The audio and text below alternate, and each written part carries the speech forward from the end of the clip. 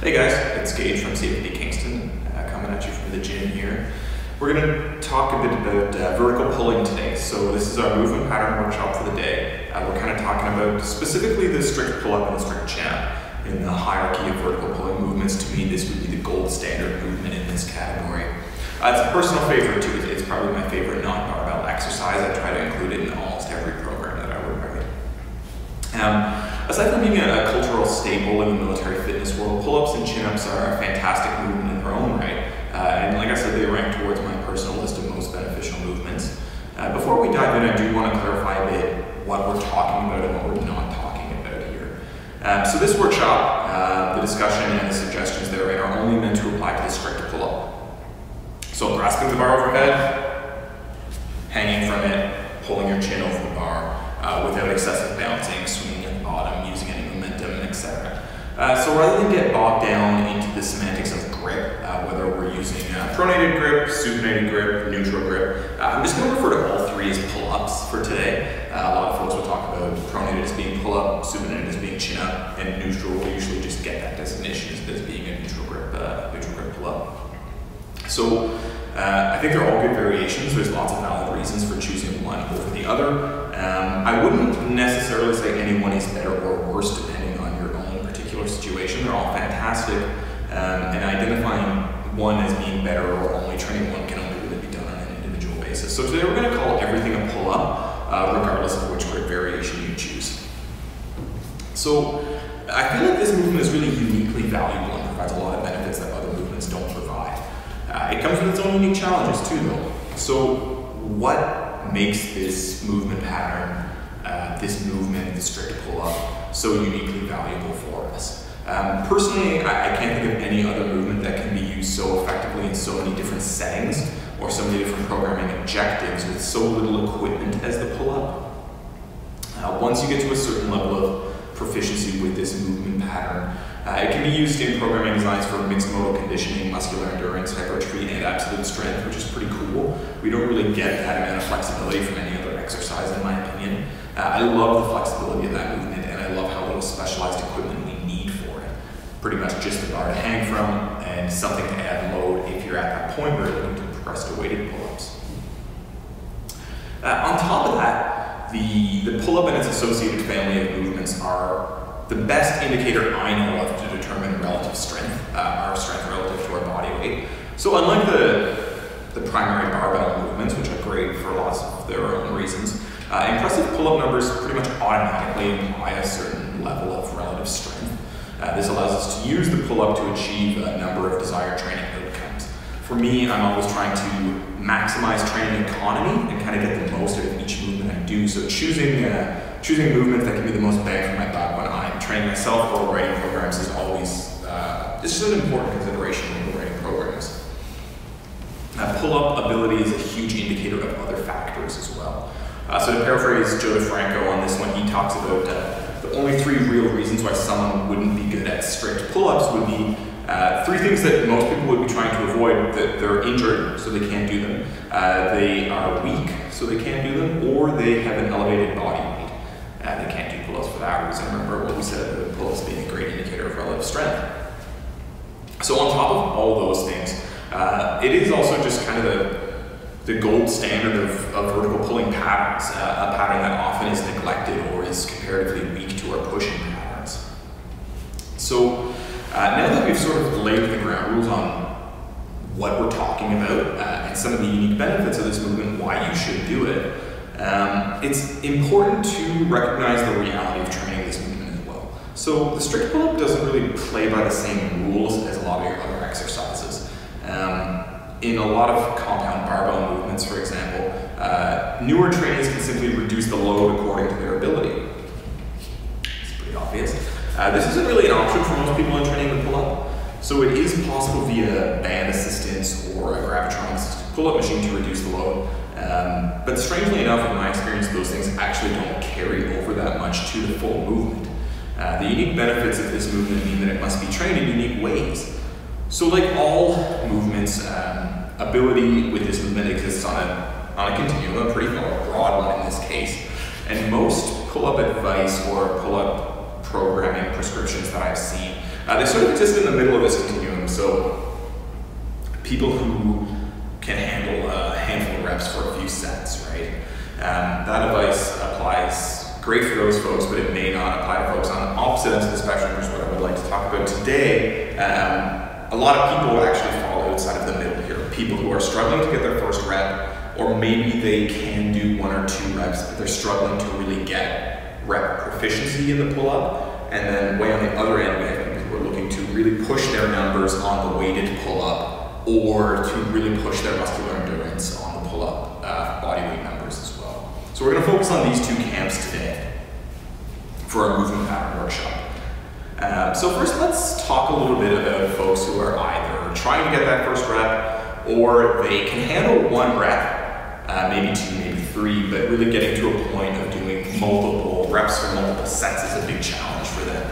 If you're in this first group, I would advise you to go back and think about those 3 reasons we first talked about for why you may not be able to do a rep in the first place. So take an honest assessment of yourself here. If you fall into the category of injury or body composition limiting your pull-up ability, you probably have bigger fish to fry than worrying about how do I train my pull-up right now. Worry about getting that stuff sorted out before you start to dive in too much on the stuff we're going to talk about today. With that said, if you aren't in those categories and you're simply weak, well, it's not preferable to be weak, you can definitely work with that, and that's what we're going to chat about today. That's good, we can work with that. So, training for your first pull-up, let's chat about it. In my experience, rather than toiling away with banded pull-ups, the assisted pull-up machine, jumping pull-ups, anything like this, the best approach is a 3-factor model that combines isometric holes, negatives, and the right accessory work. So, those things are pretty much listed in order of importance here as well. Isometric holes. So what this would look like in your program. The first step towards getting your first pull-up will be the strength to hold yourself statically in 3 different positions on the bar. So I want you guys to start with flexed arm hang, chin over bar. You need to get strong enough to hold yourself here. Straight arm hang, hold yourself down here, hanging from the bar passively. And then finally, we need to develop some strength with upper arm parallel to the ground, sort of in between those 2 positions. So I would start by including those movements in your program. These can be like in a warm-up in between other movements. They actually won't be that taxing for you because you probably won't be able to hold yourself for that long. But start with chin over the bar proficiency, move towards hanging proficiency, and then get that in-between proficiency. So once you've developed some ability to statically hold yourself above the bar, as well as from a straight arm and with a flexed arm in the middle, you can start to incorporate slowly lowering yourself from above the bar to a full hang. So if you have a pull-up bar low enough that you can do this on, you can just kind of jump yourself up, right? And then just slowly lower yourself down to straight arm. I would only introduce this once you feel somewhat strong isometrically in those other 3 positions, right? Before we introduce movement, I want you to be strong statically there. So slowly progress yourself on this via duration. So I would do sets for time. Do like a 10-second lowering, for example. You can count Mississippi's in your head or set up a timer within your view.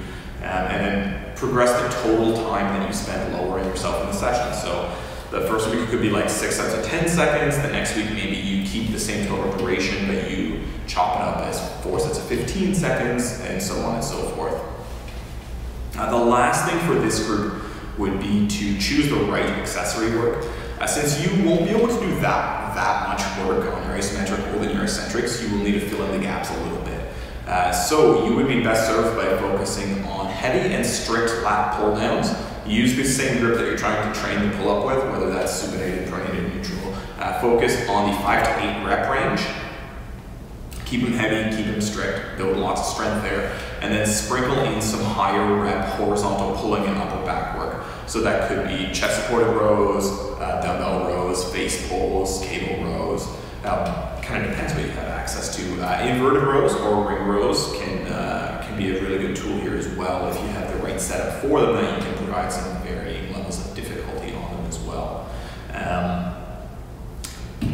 Progress on those 3 things and you would be surprised by how quickly you can get that first rep. Start with the isometrics, add in the eccentrics once you're ready, and just keep the accessory work in the whole time. Frequency is your friend here. Do the isometrics and the eccentrics as often as possible and keep the accessory work at maybe twice a week, and you'd be well on your way to getting that first pull-up or chin-up. Okay, so you've conquered your first pull-up. Congrats, this is a huge milestone. I'm really stoked for everyone who gets to this point. It's a huge goal for a lot of people. What comes next? If you're like most people, getting past that first rep can be pretty difficult, especially for female trainees. If you're like most folks, you can likely do several sets of a single rep at this point, but moving past this is becoming a problem. You're struggling to get 2 reps. This is a common occurrence. I won't stress too much about it. If you find yourself in this situation, traditional advice for sets and reps won't really apply to you. Instead, you need to focus on total volume and frequency of the small amount of work that you can do. So this would look a little different depending on what your overall training week is like, but let's say you are training 3 full body sessions a week. In this scenario, what you would do would be something like 7 to 10 sets of 1 rep on each training day. Not all at once, mind you, do a couple reps during your warm-up, a couple reps during your lower body strength movement, a couple during your upper body strength movement, and then finish with your accessory work from the first step with your lat pull-downs or your rows. So just do these single reps in between your rest periods for everything else, and throw a couple during your mobility warm-up as well. For someone who can only do 1 rep, adding this in each day and doing, let's say on the low end 7 sets, so 7 to 10, 21 to 30 total reps is a ton of work for someone under 1 rep count at this point. If you stay focused on getting those single reps and tacking your accessory work or your iso holds onto the end of your session, you'll be moving up towards doing 2, 3, 5 reps in no time. It'll probably just be a matter of weeks, honestly. Stick with this approach until you can do at least 5. And then you might be able to start to treat the chin-up and the pull-up more like a typical exercise at that point, where you maybe do 4 sets of 5, 5 sets of 5, something like that. Okay, so what if you are ready for weighted pull-ups? Maybe you think you're ready to start pushing things a little harder. If you can consistently perform 10 or more strict pull-ups, maybe even on a few consecutive sets, and you can do 3 sets of 10, you're a prime candidate to start pushing your weighted pull-up numbers. I should also note that progressing the pull-up is not necessary. As far as I know, there's no sporting endeavor that requires testing max rep pull-up. Body weight max reps is a component of some testing. But there's really no need to progress this movement. It's more if you choose this to be an indicator movement for you, how would you go about progressing it? So you can still just use this as an assistance exercise, though, don't get me wrong. Just because you can do 10 pull-ups doesn't mean you should start doing weighted pull-ups. It doesn't mean you should start going to failure all the time. If you're focused more on like the deadlift or the power clean or something else as a pulling exercise, that's totally fine. You can continue to just do some sets of some reps. But if you are interested in progressing this movement for its own sake, where would I have you start? So, progressing the pull-up falls in 2 camps. Progressing your max single set, your max body weight reps, and progressing your weighted reps. Thankfully, we can do both concurrently. So the stage where I would recommend you do would be to start alternating your body weight sessions and weighted sessions. Weighted sessions just using like a dip belt with a chain. Some folks will use the dumbbell between the legs approach as well. I prefer the dip belt because it allows you to make smaller incremental jumps. Your gym should have 2.5 pound plates that fit on a bar. You can use those in your dip belt to make small progress on the weighted pull-up as you go. So most folks, this would be 2 sessions a week, weighted session and a body weight session. If you are training the pull-up 3 times a week, you may be able to alternate weighted, body weight, weighted 1 week, and then the next week body weight, weighted, body weight. This will take us all pretty quick, though. You'll probably run out of steam doing weighted pull-ups that often pretty quickly. So if you do want to go with a 3 times a week route, I would recommend probably doing 1 weighted session and 2 body weight sessions. Or a session of body weight, a session of weighted, and then an auxiliary session where you do some rowing, like a just supported row or dumbbell row or something. So let's get into the nuts and bolts of what those actual sessions would look like. So on the weighted pull-up, what I would recommend would be to progress a standard linear 3 sets of 5 for as long as possible. So start really light. So let's say you're going to probably need 2 warm-up sets. So maybe you do your body weight for a few reps. You do like 5 or 10 pounds for a few reps. And then honestly, 10-15 pounds is probably a good place to start for a lot of people. I want you guys to start as light as possible on this to give you as much room as you need to progress. You want to progress this for as long as possible. Just add 2.5 pounds per session. So remember, you're still alternating with body weight. That would be your first weighted session, 15 pounds for 3 sets of 5. The next one would be 17.5 for 3 sets of 5. The next one would be 20 for 3 sets of 5. And progress that for as long as you can, alternating with the body weight sessions as well. So this will add up really quickly. I know 2.5 pounds doesn't sound like a lot, but if you could add 10 pounds to your weighted pull-up after a couple of months, like that's a sizable increase, right? If you could, like I'd be happy to make that progress in a year, basically.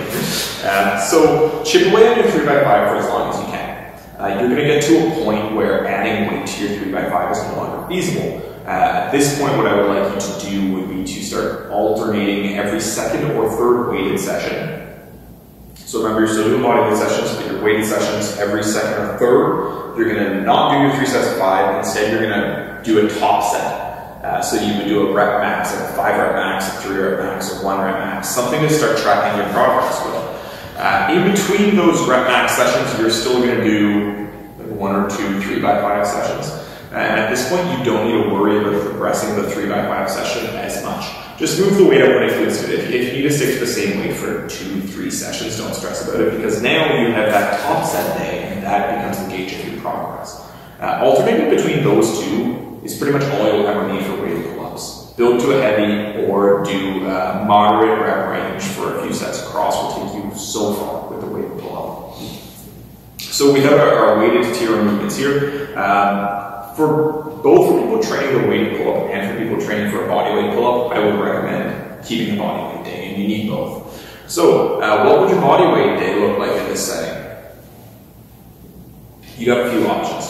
The first one that I would recommend would be a muscular endurance session where you would do 3 sets near failure with 90 seconds to 2 minutes rest between sets. In this setting, that first set is probably about what your PR would be, your best set of body weight reps, and then you can expect some deterioration from there. So maybe you do 15, 12, and 10 with 90 seconds rest. The next time around, rather than try to PR that first set, absolutely go for max on the first set. If you get 16 or 17, great. If not, just try to add a rep to the second or third set as your progression. So 15, 12, 10 could become 15, 13, 10, or 15, 12, 11. Some kind of configuration that gets you 1 or 2 more reps than the last time you did that session. You could also just do a typical sets and reps approach, right? So if you don't feel like doing something hard, maybe you have a bit of a rotation in place for your body weight days, similar to what you have for your weighted days. Your body weight rotation, there's 3 things that I would incorporate here. 3 sets of failure, some kind of standard set and rep protocol, like 3 to 5 sets of 8 to 12, and then a timed parameter. So maybe you track 50 reps for time, or you track max reps in 5 minutes, something like that adds a bit of a conditioning component to it and gives you one other variable to work with. Between those 3 body weight sessions and those 2 weighted sessions alternating, you could probably make almost infinite progress on the pull-up. I would be very shocked to meet anyone who would need more variance in their pull-up than that. If you train 3 days a week, like I said, incorporate some rows. So you could have your weighted day, your body weight day, and a day where you focus on horizontal pulling. That'll take you very far. As you increase the top end strength on the pull-up, on your weighted days, your body weight reps should follow suit as long as your body weight isn't changing tremendously in that time. Of course, if you have a big fluctuation of body weight, that's going to change your pull-up performance a lot. So stick with the basics here. Do your 3x5 for as long as possible. Do your muscular endurance for as long as possible. Once those things start to peter out, include the variations we talked about. Include the top set, include the time sets of body weight reps, and just watch your pull-up numbers skyrocket. This movement does progress very slow, so don't be in a rush to make PRs with it. But if you're diligent about these methods, you'll get to a very impressive body weight set and very impressive weighted pull-up. Following that simple template will take you very, very far. That's all I have for today, guys, in terms of our movement pattern series. Today we're focusing on for pulling with a specific focus on the strict pull-ups. So remember to follow us on all our social media and subscribe at the link below. Thanks for watching and happy chinning. PSP Kingston, the health and wellness provider for the military community.